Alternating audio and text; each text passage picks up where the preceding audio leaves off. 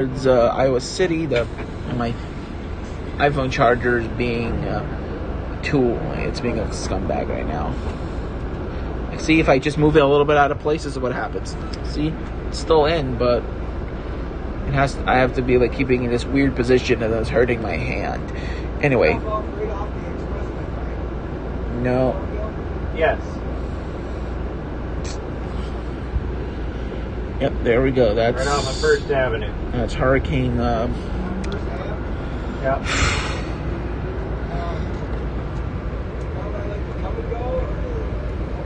Yep, that is Hurricane Florida, Fiona right now. There's Iowa River Landing. Strong Cat 3. Medical facility. Verge of becoming a 4. New Hurricane Hunter aircraft data has been coming in. We are now talking about near Category 4 winds already.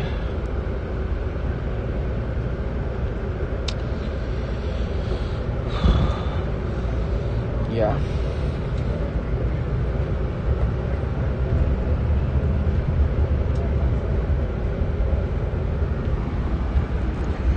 Hurricane Fiona right now has about 120 mile an hour sustained winds. Air pressure down to 949 millibars, even though it's showing 949. They mark it as 952. I guess they're taking the average instead of the lowest pressure.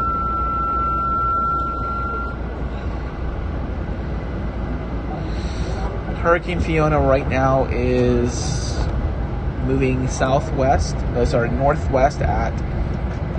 about 50 miles an hour. I also just saw a plane all the way in the distance, like a contrail, a little contrail. Let's see what airport that is. There's a contrail, so it's probably, and it seemed to be heading away from us. So I'm in Cedar Rapids right now. That's probably the plane I just saw. Yep.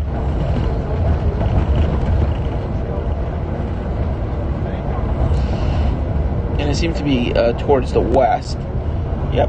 That's the contrail I saw. Yep, to the northwest of those clouds. They're here.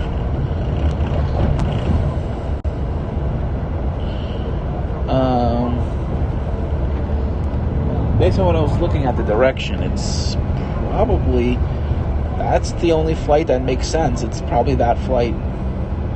It's the only contrail that I see. And it's almost to the north of the shower. So it's near Fort Dodge. It's northwest of Waterloo. So yeah, it's pretty far away. I could see it from here. It's still, the contrail is still being lit up by the sun a little bit. Like by probably the sun is set at even at that altitude.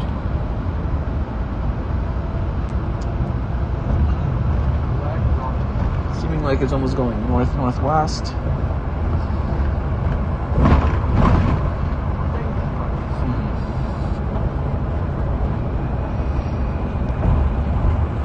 Yep. Could also be that flight. Probably not. It's most likely this one. It's literally the only plane that... Yep, that's the flight. And it's going from Chicago to...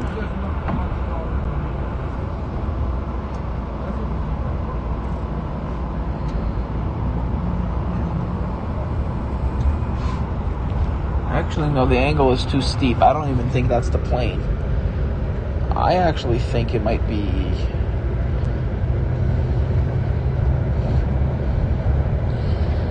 Could be that plane. Could also be that one, but it seems like it's really far away. Like somewhere in this area. It's either this plane or it's this one. It's one of those two. It could also be... No, that's too far away.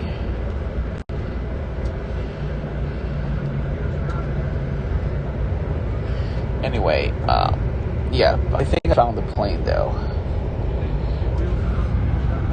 Looks like we have a strong Cat 3 right now. My hands hurt. Come on. Alright, so I put my hand, there we go, it's charging. Maybe I could just leave it on the... Let's look at the satellite imagery right now. Now we have to pay attention to Invest 98L, which will become Hermione. 98L is now a big threat for the Gulf Coast, especially the Florida Panhandle. I mean, it could go into the Central Gulf, but most likely it looks like the Eastern Gulf is going to be largely impacted by the storm. Northern and Eastern Gulf. My expectation is that this is going to become a major hurricane before it even enters the Gulf.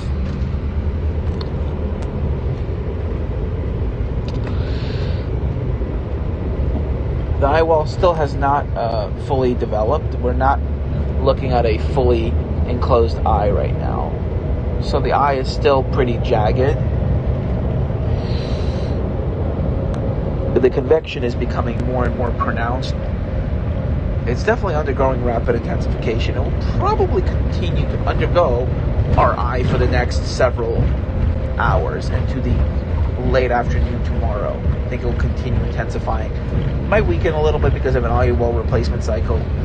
By this time tomorrow morning, by tomorrow morning, let's say 7 a.m. in the morning, I'm expecting to see a low to mid-end Category 4.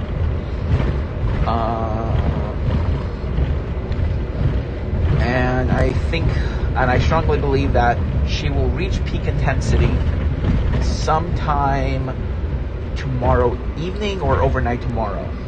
Probably, or when I'm just getting on the bus to go to Baltimore, she's probably going to already be at her peak or past the peak intensity. Not in terms of air pressure, the same winds. In terms of air pressure, it could reach its strongest point before it becomes extratropical, or as it's undergoing an extratropical transition. There's two possibilities. One is that it will reach its peak intensity as it's undergoing extratropical transition, like the models have suggested, as it's basically a hybrid system, or it may reach its peak intensity as a Cat 4 storm. Some severe pressure. There's two possibilities. We may not see the lowest pressures until after it loses its tropical characteristics, like what happened in Alaska with Inno.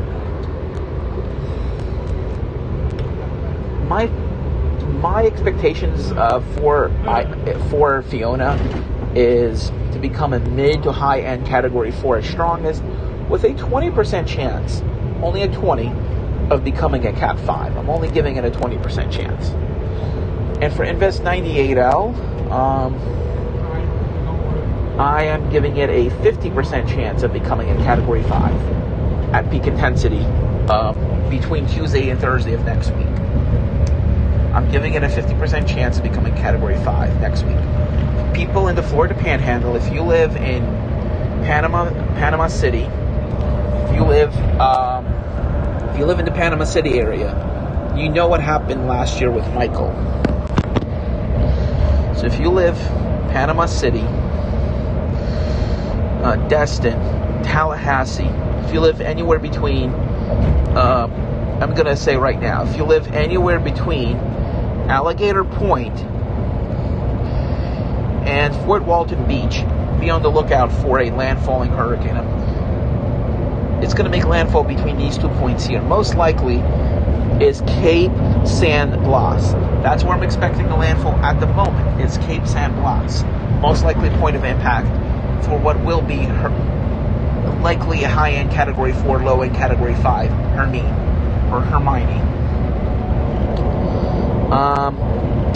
And then Hermione, or what will be Hermione then, will go northeast and go up the East Coast, and we could see a repeat of Ida in New York City. Or if it goes off the coast, just like a nor'easter. Depends if it goes to the west or if it goes to the east. If it goes to the east, nor'easter. If it goes to the west, a lot of flooding rain, some gusty winds. It also depends on the amount of moisture it has as well. Because the day that Ida happened, you had a lot of instability. Also, there was Tropical Storm Hannah, which, while it caused flooding in my area, minor flooding, it didn't produce that much rain. We were right, actually, in the path of the center of circulation. The winds, the center of circulation passed just over a little bit to my west or just to my south. Ida was more inland.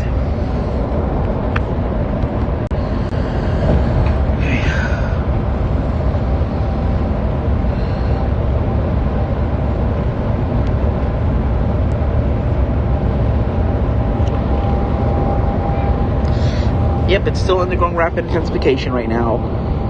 And I will be live streaming tonight from my laptop. So this stream will be kept up. Well, I'm going to make another stream tonight.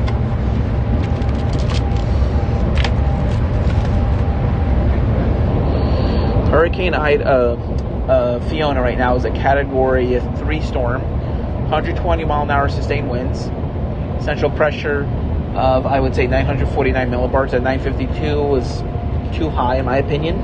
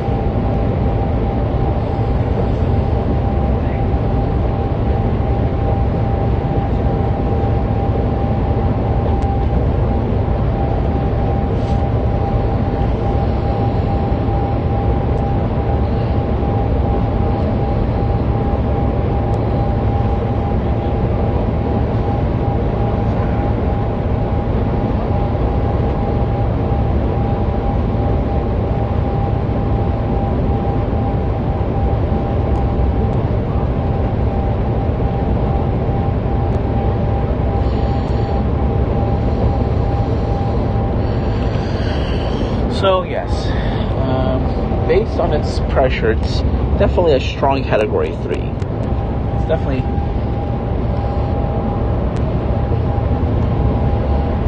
I actually think this chart is really accurate.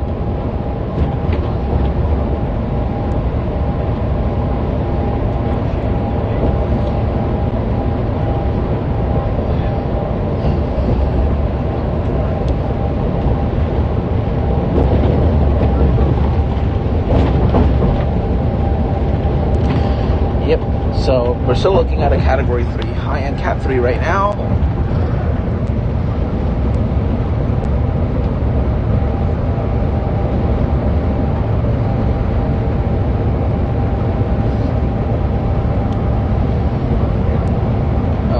Okay.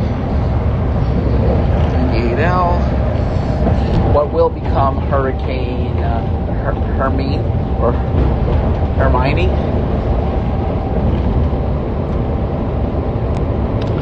Still looks rather disorganized. A lot of shear there.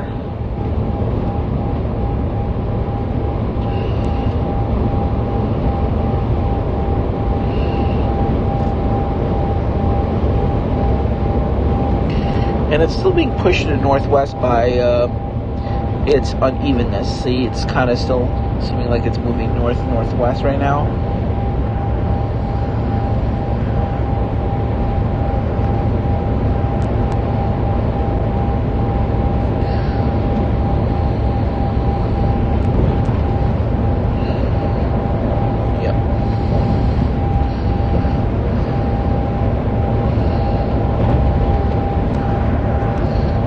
Look at its forecast track because it's moving north-northwest right now.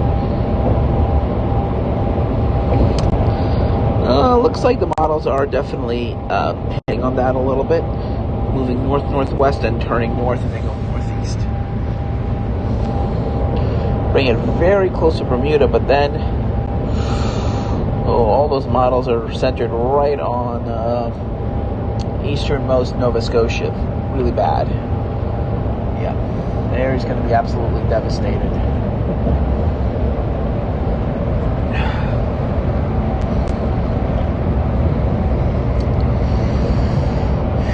Yeah, and it's going to be on the Gulf Stream for quite a while. I mean, basically up to this point, it's going to be on the Gulf Stream. So you're going to be looking at look how fast it's going to be moving. It's literally going at about 40, 50 miles an hour. So not much weakening is going to happen. So you're going to have a 38 type scenario happening over here, because you're going to have water temperatures here in the low 80s. Water temperatures here are like in the 60s.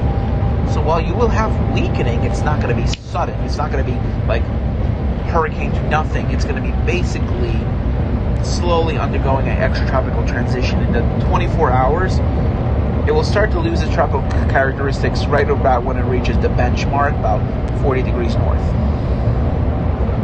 It'll start to lose its tropical characteristics, and by the time it hits Nova Scotia here, you're looking at a hybrid storm.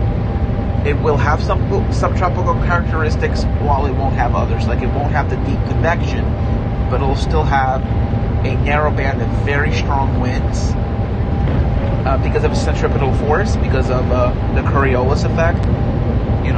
High pressure going to low pressure.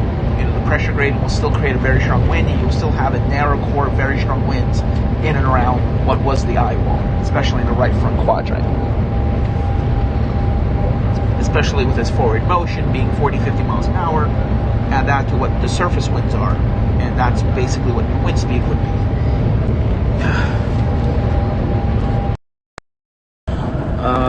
So you're having the Gulf Stream running basically from just east of Bermuda, going right up to about this point. This is about where the Gulf Stream ends, and then it starts going east.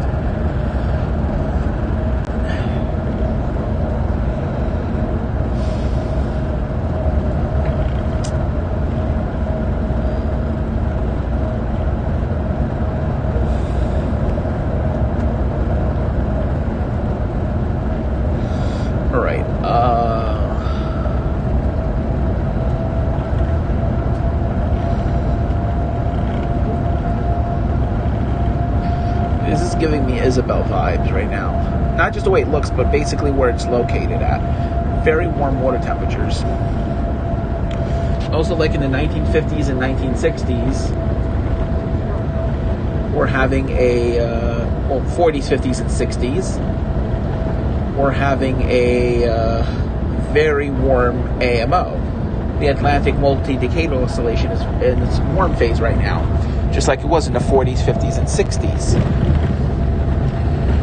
But in addition to the AMO being warm, you're also adding climate change to that. So it's warmer than it would have been naturally.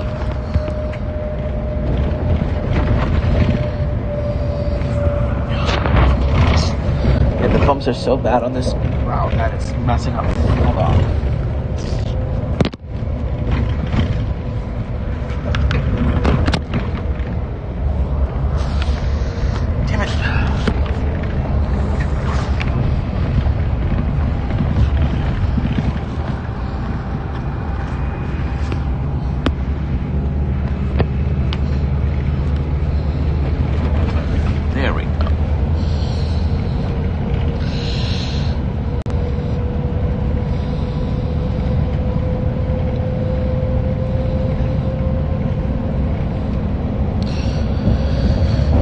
Look at that.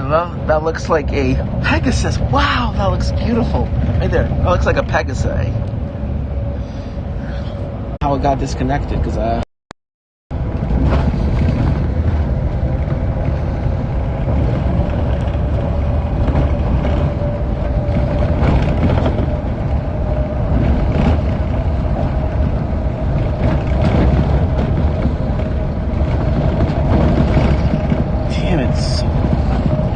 they really need to fix up this road.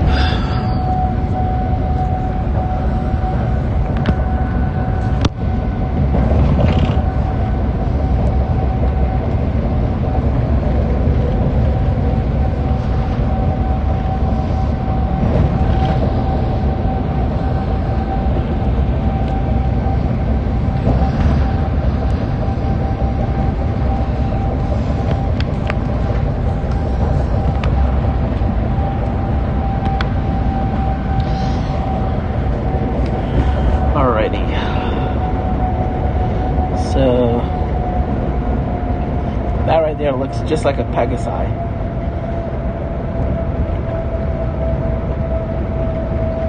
It really does. That really looks like a Pegasi in the freaking eye. That looks like an eye in the shape of a Pegasi. Oh, I know exactly who would love to see this. Ooh, yeah. Really good friend of mine, actually. I'm going to tweet this for joining me once.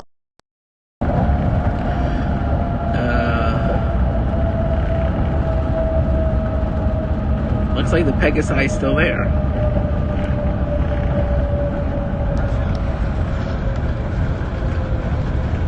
Yep, now it looks more like a serpent or something. Now it looks more like a character from Pokemon. A dinosaur type.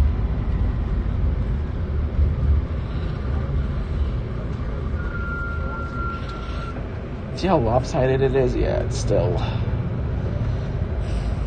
I have a friend of mine who is a big fan of My Little Pony. He just wanted to...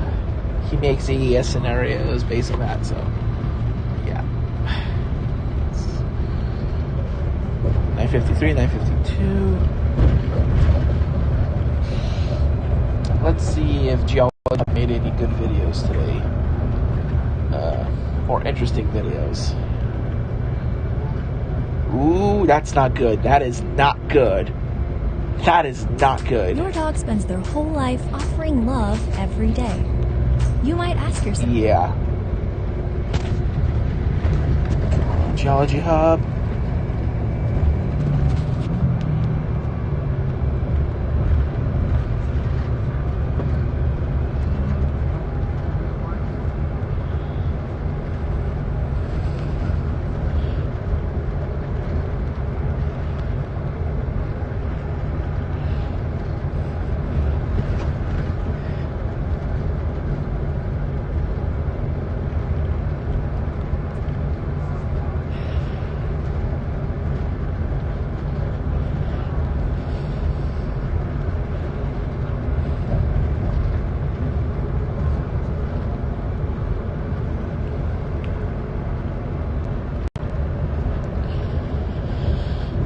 This is not good.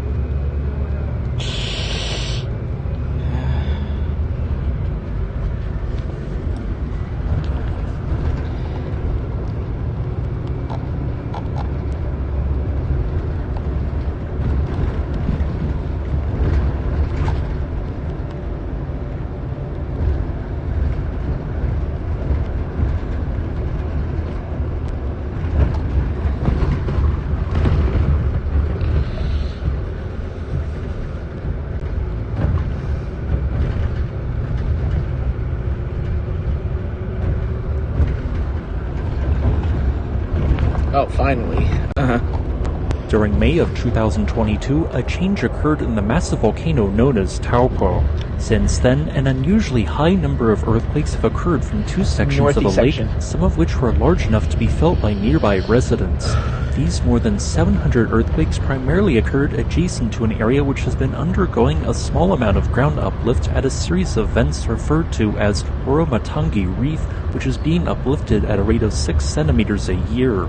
While this might seem small, it is quite scientifically significant, as according to GeoNet, the uplift is being caused by both the movement of magma and hydrothermal fluids. Due in part to this latest activity, the alert level of the Taupo volcano was raised from 0 to 1 on the 0 to 5 scale on August 20th. This is the first time the alert level at this volcano has ever been placed at a level which was not 0.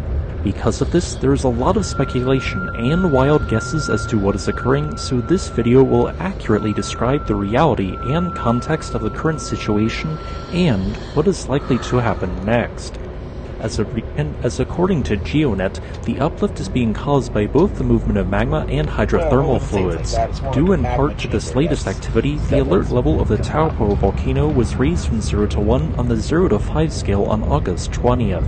This is the first time the alert level at this volcano has ever been placed at a level which was not 0. Because of this, there is a lot of speculation and wild guesses as to what is occurring, so this video will accurately describe the reality and context of the current situation and what is likely to happen next.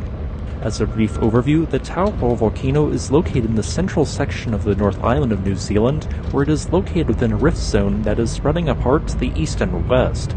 While this volcano does contain some smaller features such as lava domes, its most striking feature is its massive caldera. This measures 30 kilometers wide and formed during a super eruption that ejected about 1,100 cubic kilometers of volcanic rock around 25,500 years ago. Since this eruption ejected such large volumes of material, it significantly drained the volcano's underlying magma chamber.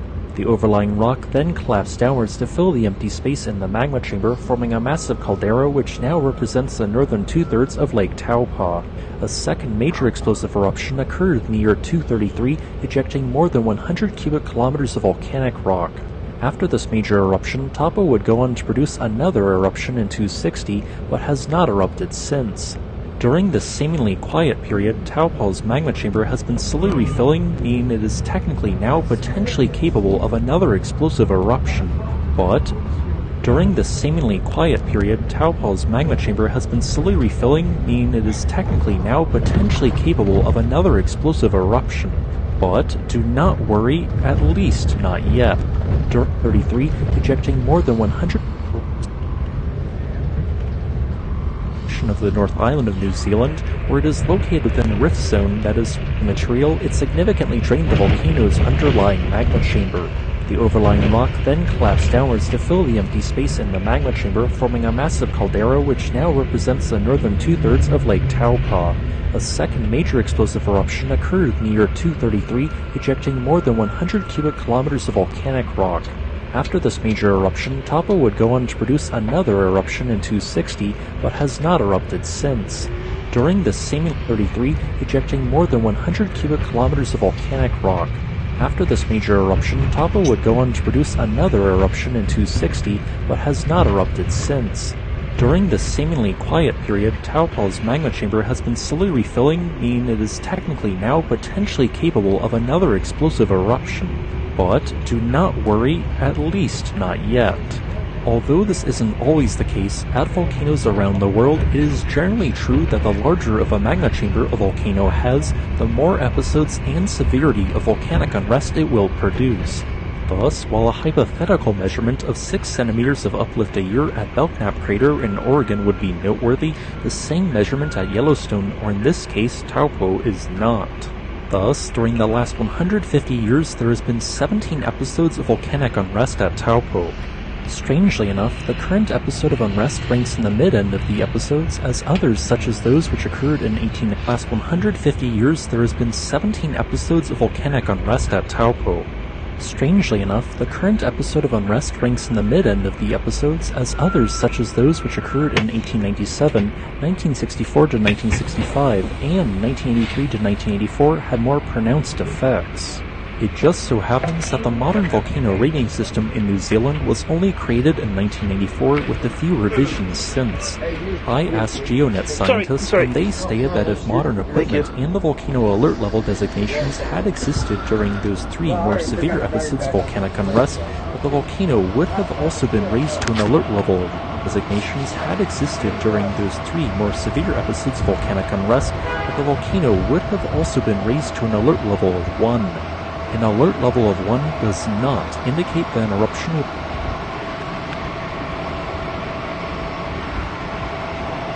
chamber has been slowly refilling, meaning it is technically now potentially capable of another explosive eruption. Yeah, basically it's not but nothing to be do concerned not about worry, yet. at least not yet. Although this isn't always the case at Anyway, let's volcanoes focus around the back world. on Hurricane Fiona.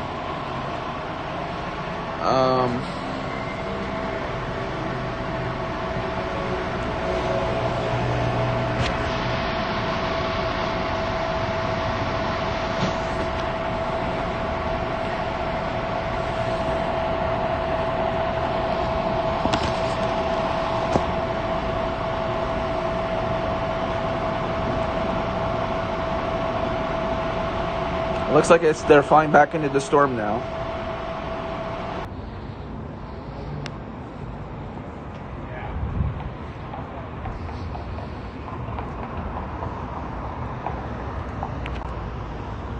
Another good place to eat.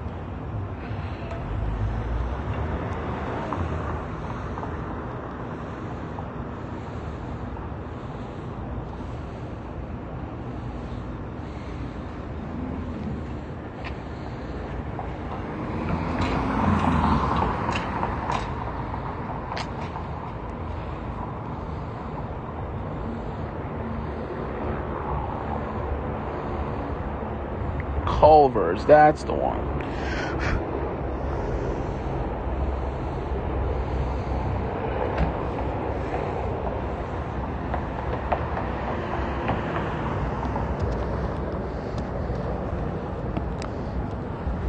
All right, so I guess I'm just gonna walk to the bus station. Okay.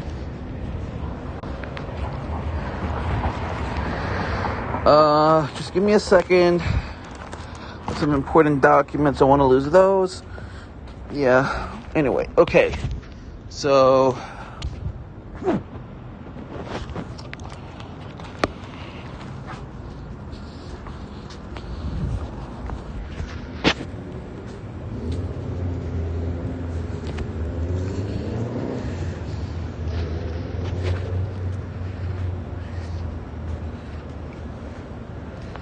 wow. Yeah, look at that Cat 3 monster.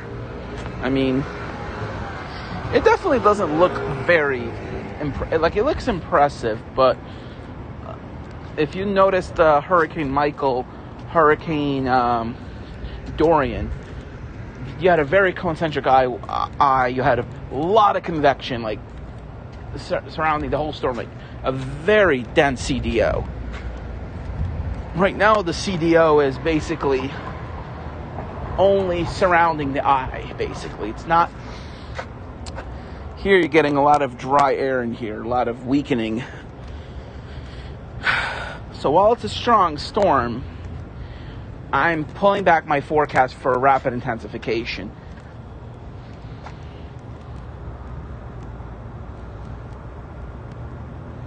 But see, the CDO is trying to expand right here. But at the moment, right now, it is still getting its act together.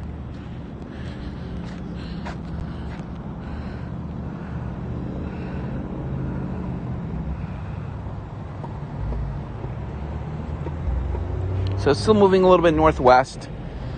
I mean, it is looking a little bit more impressive, but it's still not fully developed at the moment.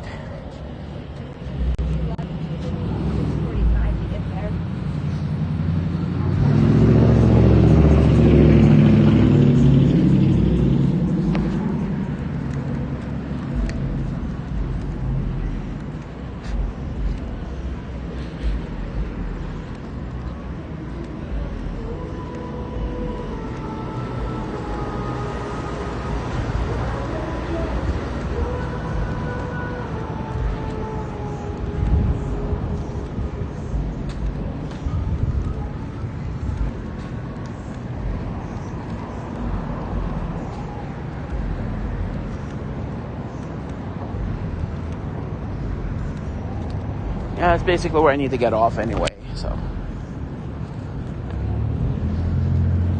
So Hurricane Fiona right now is a Category 3, mid-end Category 3, with 120 mile an hour sustained winds. Forward motion is northwest, northwest at about 15 miles an hour. It's about 10 miles an hour. Sorry.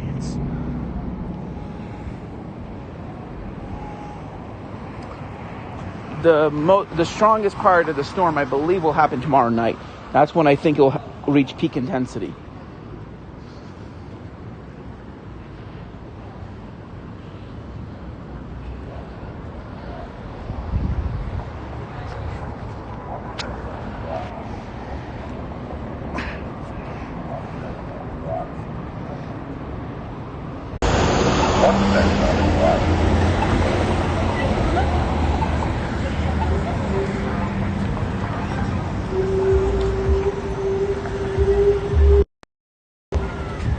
Yeah, I'm almost at the bus stop. Wait. Oh, I turned too early. Hold on. I'm supposed to go up one more block.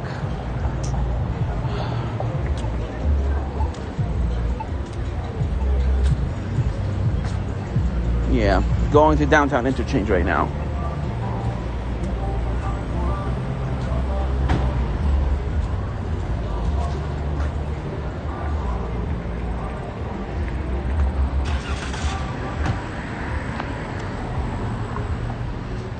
So yeah, new aircraft recon data is coming in right now.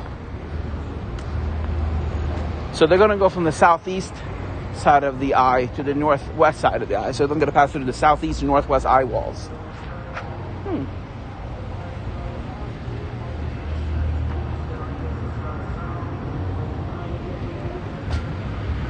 There's some lavender here. Yeah, in Iowa City here, there's a lot of lavender plants. Rain gardens, basically, to prevent flash flooding, runoff.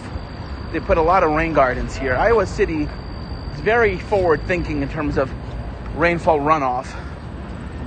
They're doing the right thing because it's preventing a lot of harmful runoff from going to the Mississippi tributaries that go to the Gulf. It's very good. Let's see how many people are watching my stream right now. I'm expecting maybe 1 or 2 people are watching. I don't think a lot of people are watching my stream. Hardly anyone does. 1 or 2 people are watching. Yeah, look at that. I don't think a lot of people are watching. 1 like. Hardly anyone does. 1 or 2 people are 38 subscribers. Yeah, so look at that. I don't think a lot of people are watching. 1 like. Hardly anyone does. All the work I've been doing on my channel is 38 subscribers. Yeah, so look at that. I don't think a lot of people are watching. 1 like. Hardly anyone does. All the work I've been doing on my channel is 38 subscribers. Yeah, so look at that. I don't think a lot of people are watching. 1 like. Hardly anyone does. All the work I've been doing on my channel is 38 subscribers. Yeah, so look at that. I don't think a lot of people are watching. 1 like. Yeah, there's the downtown. On my channel is 38 subscribers. So based I don't think a lot of people are watching. 1 like. Yeah, there's the downtown. I actually based I don't think a lot of people watch. 1 like. Yeah, I have based that was moving and I was so busy working and trying to get things right. I have based that was moving and I was so busy working and trying to get things right. I used to have based that was moving and I was so busy working and trying to get things right. I used to have based that was moving and I was so busy working and trying to get my channel terminated. My channel terminated.